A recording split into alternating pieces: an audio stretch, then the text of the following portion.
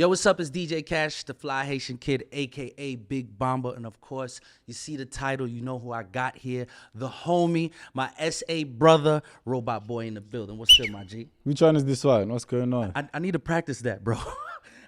Yo, that's very important, especially in the culture. Man, when you had Bomba the other night and you did that in the mic, I was like, I need to practice. I knew right then and there, like, yo, bro. I gotta practice. Shout out for having me out here. And Bamba was lit, bro. Yeah? Yeah. So let's start off with that. When you walked into Bamba, what was like your first thoughts or your first experience at Bamba? So walking in, obviously, dark place full of people, dope.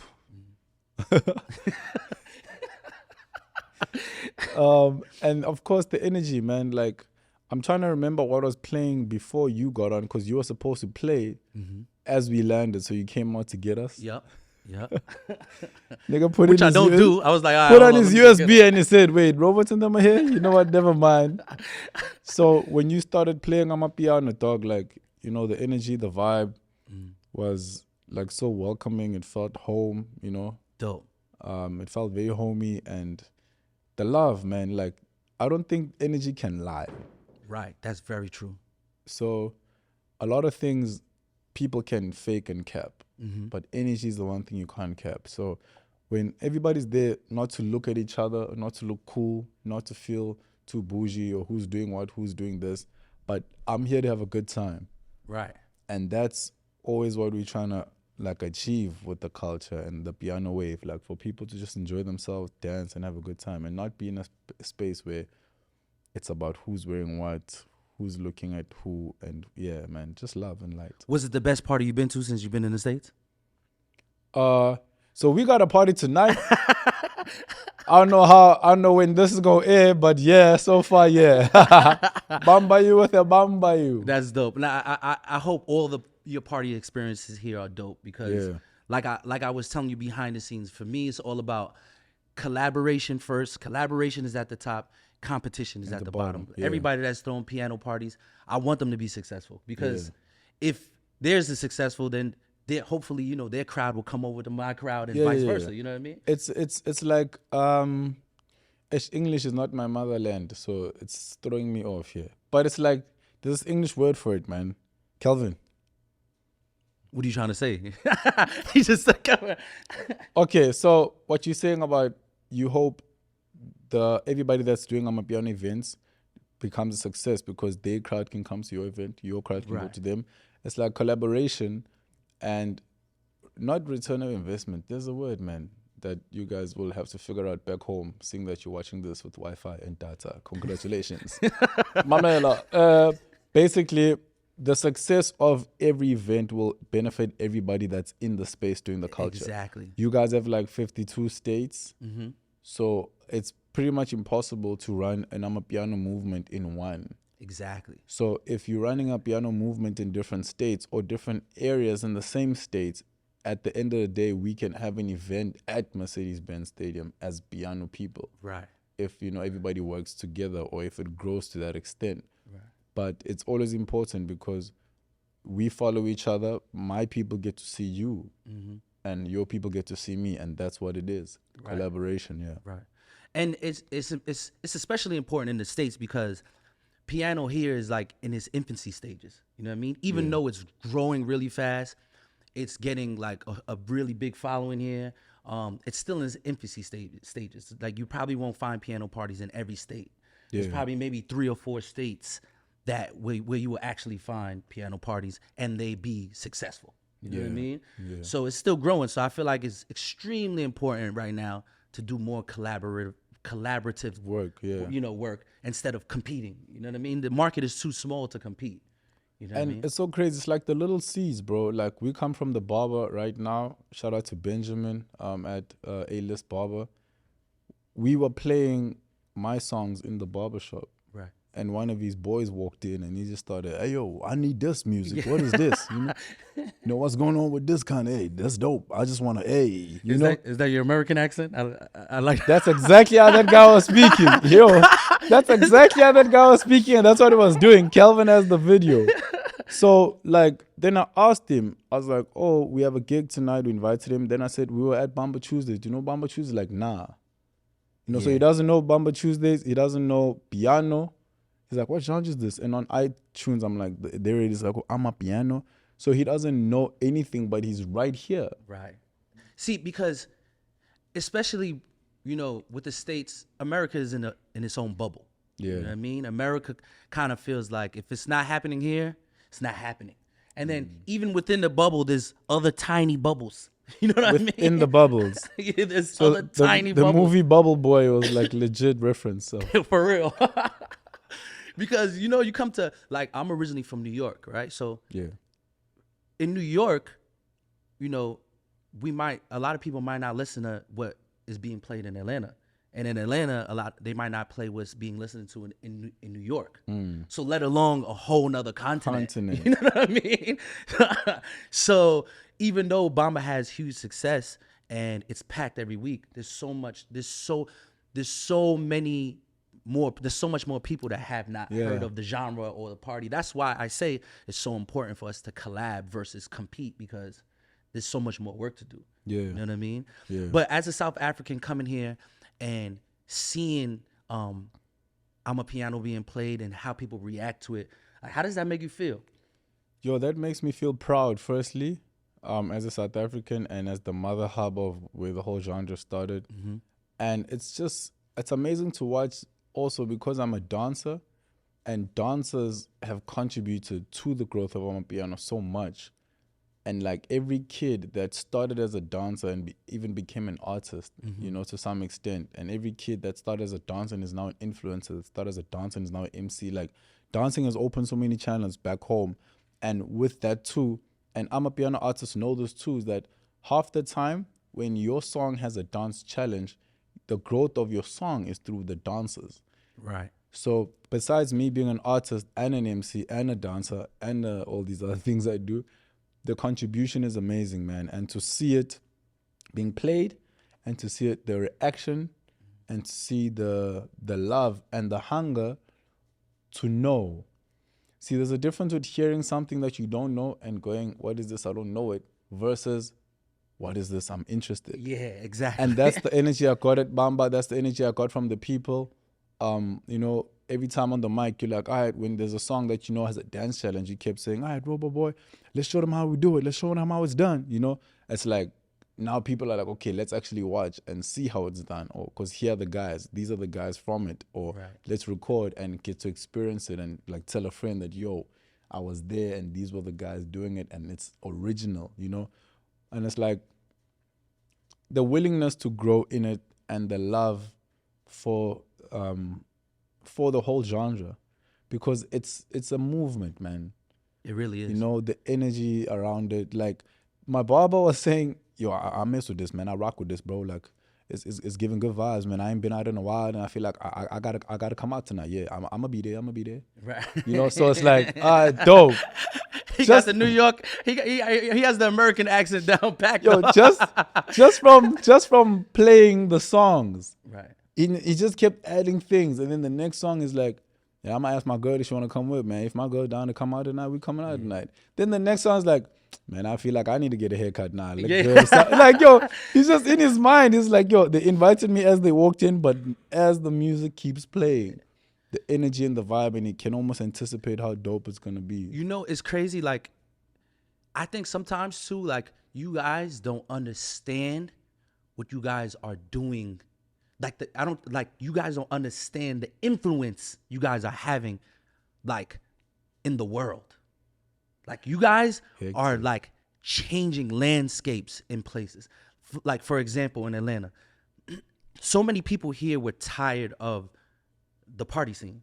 So many people here were tired of, like, you know, the vibration of the music here. We call it. That's the word. The barber said something about the vibrations are different. The vibration is 1,000%.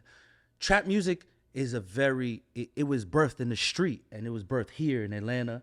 So, like, there's a need or want or necessity to, like, be true to those lyrics and that vibe and that lifestyle is a dark lifestyle. So when you turn it into music and you play it for people, that vibration transfers. With like the positive energy, the messaging. Right. Or the negative. It works both ways. Yeah, You yeah, know what I mean? yeah. So I feel like Atlanta was in a place where they were being trapped out and that energy was so dark and so low that they needed a change.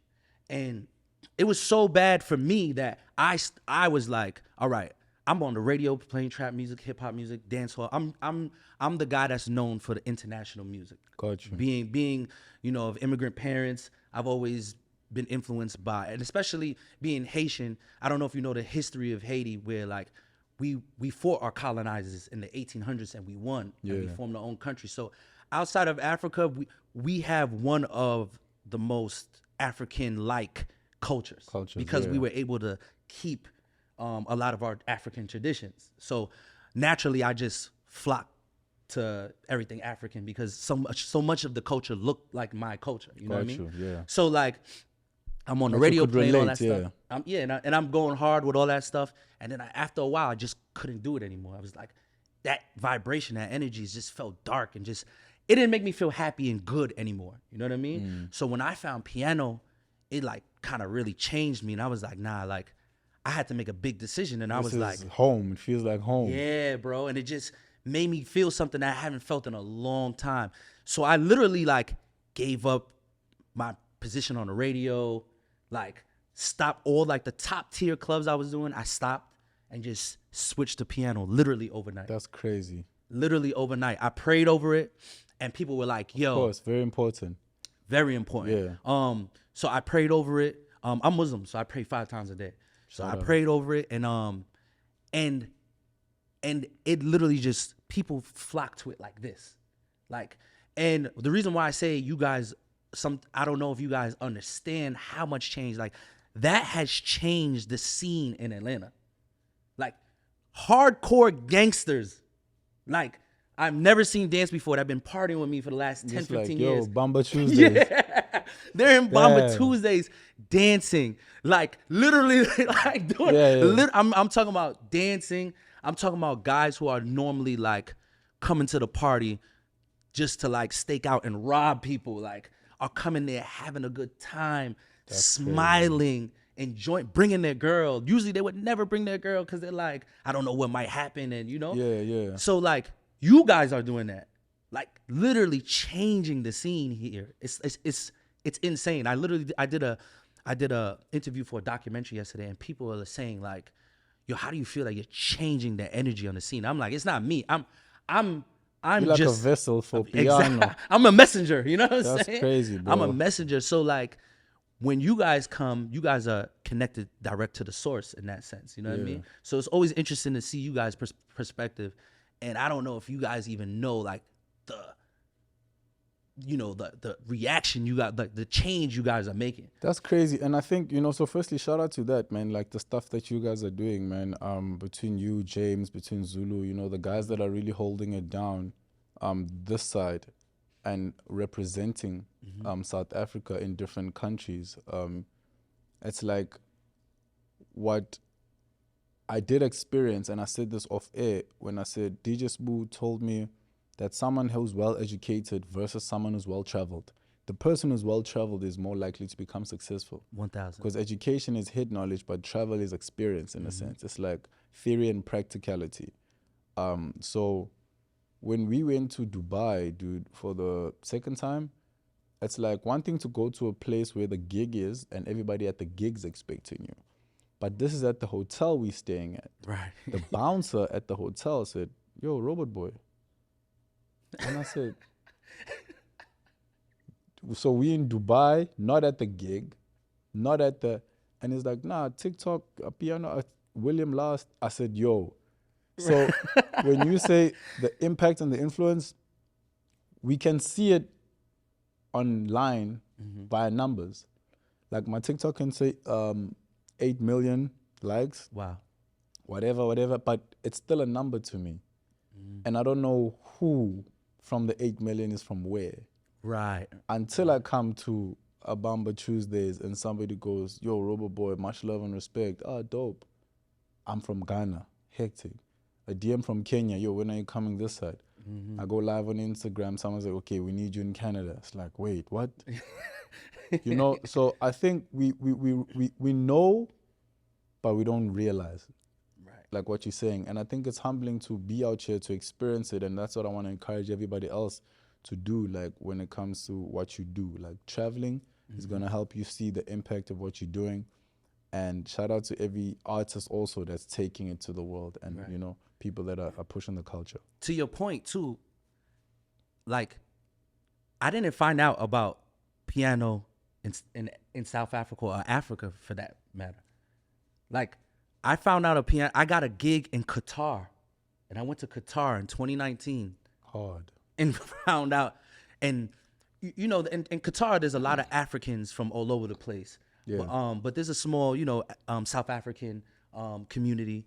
So like in this community, you know, I've gone there a lot of times, and one time my homegirl was like, hey, you know, you always come here, you work, you just stay in the room. How about you come and you hang out and you come to a party, you know what I mean? So I went and they played piano, they played home, Yeah. they played and I was just blown away. Like that was This my is in first time hearing Qatar. that. I think This is in Qatar. Qatar. It's crazy. And so that shows you the reach to your point. When you travel and you go and you see these places, it's like, oh, this is insane. You know what I mean? Yeah. So like, how do you feel that now that it's spreading, that you have non-Africans or non-South Africans who are becoming like strictly Amapiano DJs or Amapiano ambassadors, where they from? So again, it's almost like humbling, but it makes us feel proud, because if no one is trying to buy your product isn't good enough. Gotcha. You know what I'm saying? Right. You want to create merch. You create merch, and your merch is locally supported. But until an international artist comes into the country and goes, yo, can I rock, you know? Are you about this? Can I, you know, like when A$AP Ferg came to South Africa to perform at an event called Capsule, he was wearing a local brand, S-God, Style Gang original design. And everybody was just like blown away by that, you know? And it's amazing because you're an American artist that's coming to South Africa as the headline act. And on stage, you're wearing like a local brand, you know? Right. So that's what it is. When your stuff is so dope that it grows, that's a testament of how dope it is. So like when you're saying local artists or other DJs are now officially only Amapiano DJs, it's like humbling to find that out, because it's like something that was born and raised back home is now someone's form of bread. Right. Or like identity, like, yo, this guy's dope at piano, he plays piano only. Or we need a piano DJ, and you can find a piano DJ everywhere in the world, even if this thing started here. It shows the value of what it is that we do. Yeah, I think it's dope on so many levels. Like we said before, like it's literally changing the vibration in places. Yeah. Like to me, that's more important than the money, than anything. Like it's literally like people are saying like, I haven't gone out in months or even a year or two, but since hearing piano, like I listen to it in my car, like, I want to go somewhere and dance. You know what I mean? And their objective is to go and dance and have fun, which is amazing. It's amazing, man. Like piano has changed lives back home, bro. Like a piano artist's friend is doing good. Piano artist's driver, piano artist's photographer, manager, team. Like through piano, a lot has changed back home, and a lot of people have been given opportunities to become something. Right. So like, it's hard to introduce people like you, right? Because you do so much stuff. Like, so people, even some people be like, when you were coming to Obama, like, so wait, I thought he was just an artist. Wait, so he's a dancer? He does this? He does this? You know what I mean? So do you consider yourself a piano artist? Do you consider yourself a rapper? Do you consider yourself, like, in terms of music-wise, like, what type of artist do you consider yourself? I'm a brand. First statement. Second statement, I'm an entertainer. So God didn't give me a specific gift, he gave me creativity. So wherever creativity is necessary, I'll plug in. Hence the name Robot. So I'm programmed by God, fueled by the blood, controlled by the spirit. Like, you press a button and you say drum, I'll play drums. You say MC, I'll MC. You say host, I'll host. You say design, I'll design, you know? So I've never believed in boxing yourself, because when you box yourself, you literally box yourself. You force yourself to not grow out of something. So when you chase a career, you're stuck in the career. But if you're a brand, you can do multiple careers but still be relevant. You know Very what I'm dope. saying? So I won't say I'm an actor because then you'll see me performing. I can't say I'm a performer because you'll see me doing voiceovers. You know, you'll see me on stage doing comedy. You'll see me podcasting. So it's like I always preach entertainment and brand because that can sustain you further than a career.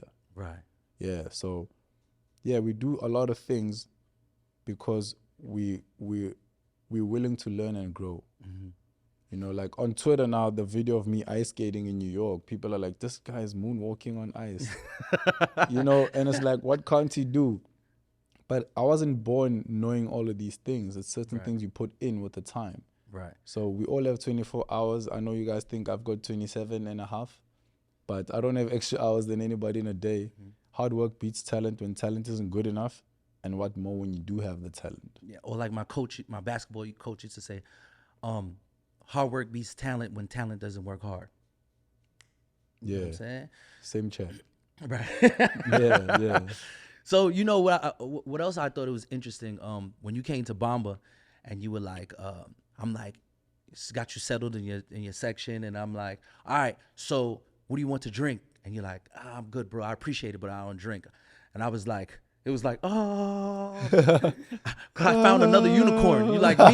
You know what I mean? Because I don't drink, I don't smoke, and people think like that's the most craziest thing in the world. They're like, what? You don't put poison in your body? Yeah. You know what I'm saying? I'm like, I don't see drink. what you did there. You know what I mean? Poison ad. Yeah, they're like, For what? You people don't that- drink poison? Nah, but being in this industry, it seems like, you know, it's like, you know, it's kind of looked at as like, that's how you close a deal. That's how you network. You know, you have a drink, you have a smoke. Yeah. And I know, I don't know, but I'm assuming from that your faith in some way or somehow has something to do with it. Yeah.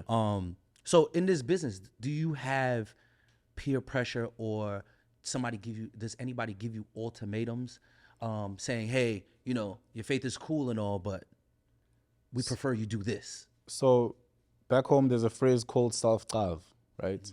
Self-trav is self, and then trav is to see or like to know. So insight, like self-insight. So self-trav is the biggest reason right under the faith. Mm-hmm. So obviously my faith and then the self-trav.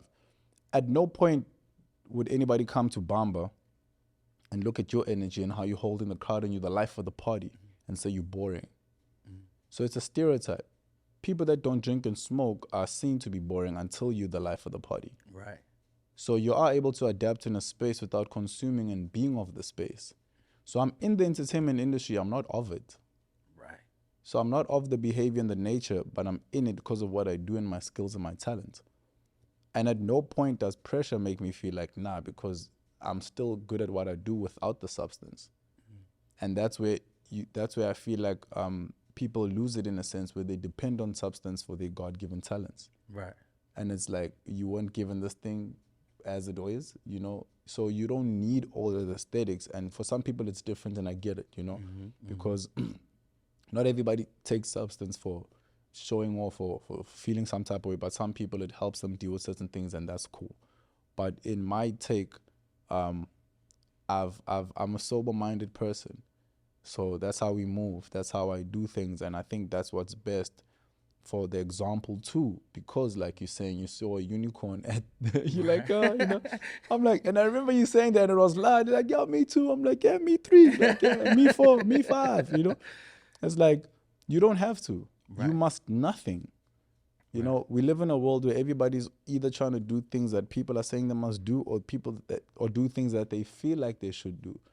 And we are testament of you can still make it in the entertainment industry without living like the people in the entertainment industry. Right. So that's the stance. So being that you're traveling now and you're seeing the growth of the genre, you're seeing the growth of people wanting to know more about South African culture and Africa in general. Where you hope to see piano go?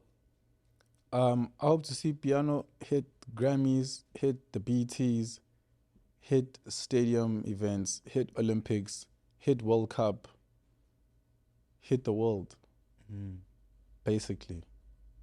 Like every important event in the world and in the country, I see piano being involved somehow, somewhat. What's the hip hop scene like in South Africa? It's dope. Because I've seen you post like, yo, what's your favorite verse on this song, and you guys are like, and this is no offense to South Africa, but especially as Americans, like I said, we live in a bubble. We don't, when we think of hip hop, we don't think of South Africa, but in my experience, seeing South African artists, fire. Like I don't think I've really seen a whack MC from South Africa yet. Yeah. Like every time somebody puts me on to somebody in South Africa, I'm like, yo, this dude is going off. Yeah. You know what I mean? So like, how do you think the hip hop scene can grow in South Africa? Like why do you think maybe places like America don't look to Africa or particularly South Africa when it comes to hip hop? Obviously, I think the first thing is because America's the hub. And whenever you need to put a country's name before a genre, it already dilutes. So we say hip hop, but then you have to say South African hip hop. That's already Right. So it's like piano.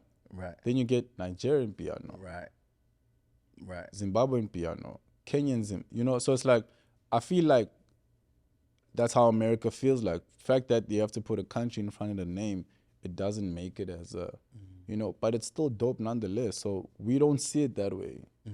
We don't feel like, this is Nigerian piano. We are proud of piano and the fact that from us, it's Amapiano, Right. and everybody else that's operating it is taking it globally. But with SA hip hop, that's a perspective that you guys have that side. But we got dope SA hip hop artists back home.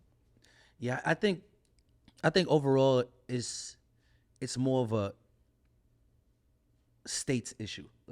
Like I said, people from New York sometimes will be relentless about like I only listen to New York hip hop. I see. They'll straight tell Like you the like different, yeah. So we don't. Sometimes we don't even listen to music in our own state, in our own country. You know what I mean? Like someone like Nasty C. I'm familiar because he came here a Yes. few years back and he stayed here for like I want to say almost a year or maybe more. Yeah, so he did it, man. You know what I'm saying? So for you guys to know him this side and accept him also, and for him to get the international features like that, he's from South Africa. That's the talent that we have. And RIP Super Mega, that's one of the best hip hop artists like South Africa's ever produced. I think too, like with Nasty C, I think it was a thing where like Americans are very like arrogant in that sense when it comes to music. Like ownership, it's us. Not only that, it's like what you even now, like you tell anybody older or somebody like from New York, if you play them a New York artist, they're automatically gonna be like, "What you know about this?" Like they're automatically gonna assume you don't know anything about this, and you just found out about this one song that you're playing. You know what I'm saying? So I think when Nasty C came here, it was kind of like, oh, okay, like I guess to Americans they feel like he jumped in the trenches, like, oh, you out here, like okay, like you came here, like, and he was like kind of like making his rounds, making his mark, and everybody was like, oh, okay, like. I don't know, for some reason, Americans, I think it may be like this in a lot of other places too. Like they want you to earn their respect. Like, okay. So I think him coming here and moving around earned a lot of people's respect. Not that he needs to, but I think that's what happened. I think. Yeah. So I think that was dope because he was here for a while and too. it's important, man. It's like it's one thing to know about someone or hear about someone. It's another to be like, yo, I met this dude. Right. Like that, just that. Right. It's like different. Right. Yeah. Right. So like if you can, for people who are new to piano, just finding out about piano, describe it what it is to you guys in SA. Like describe it. Cause us, we'll say like we describe it as like South African house music. That's kind of like the most common description you'll find here in the States, but how would you define it? Yo, that's a crazy question, man. But Amapiano is a movement that's just life-changing, and you can't put a pen and paper and write what it is, but you have to experience it to understand it. And do what you can to experience it. Danko means thank you. Amapiano to the world. I love it, man. In that case, man, I appreciate you for coming through. I appreciate you, bro. You got to come back to Bamba at least. Yeah, for sure. Like, hey, we flying to where? Atlanta. Hey, make sure the flight's on Monday. Because we got Bamba Tuesdays. You know what I'm saying? And there's R&B Wednesdays, Thursdays. I don't know what's happening on Fridays. Sunday, and then something else on Monday. Yeah. that was very descriptive, bro. Yeah, no, but we're definitely gonna come back, bro. And thank you, bro. Like, no, thank you. The love you're showing to fellow South African artists and African artists. I see Davido is in the cut as well. Like, man, like every little thing counts, you know. Definitely, man. Every little thing counts. I think too, as an American, I think Black people in America in a whole are just having this awakening and wanting to know more about our African brothers and Each sisters. other, You know what yeah. I mean? Because for so long we've been lied to. We've been told Africa is one thing, and now with the internet and the way information travels now, we can see that it's a lie. What we've been told. Kevin Hart came to South Africa, bro, and I went to one of the talks that he had, and he was saying that, like, for him, it makes sense to not just listen to what people are saying or what the internet feeds you, but to come down here and experience it. Mm-hmm. And when he was here, he was like firstly stuck in traffic, but he's like, I'm in traffic, but I made it, and I get to see how real the stuff is, and how everything that's being put on the media is not true. This place is dope. He's like, he sees references to places back home while in South Africa, and that's just what it is, man. Being out here to experience certain things means more, and we get to see more and learn more, and vice versa, with everybody traveling, and the attention that Africa has, like, we have the attention right now, and it's our time. 1,000%. Yeah. 1,000%. Robot Boy, I appreciate you, my G.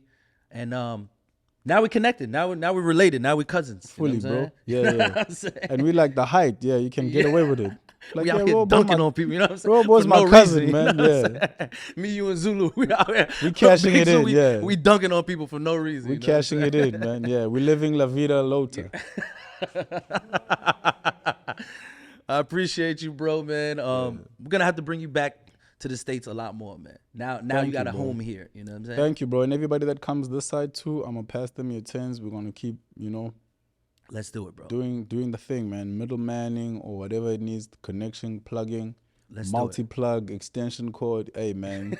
You know what I mean? Yeah, bro. Yeah. There's no load shedding here, so we're gonna keep it going, son. Hey, man. That word is triggering, bro. Ish. Yo. How does it feel to be here and no load shedding? How does that feel, though? It's amazing, dog. Yeah. We were at Times Square, and I was like, so much lights.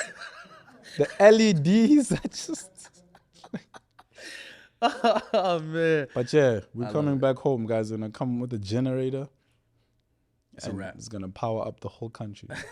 That's dope, man. Appreciate you once again. DJ Kash, Big Bamba. I'm out.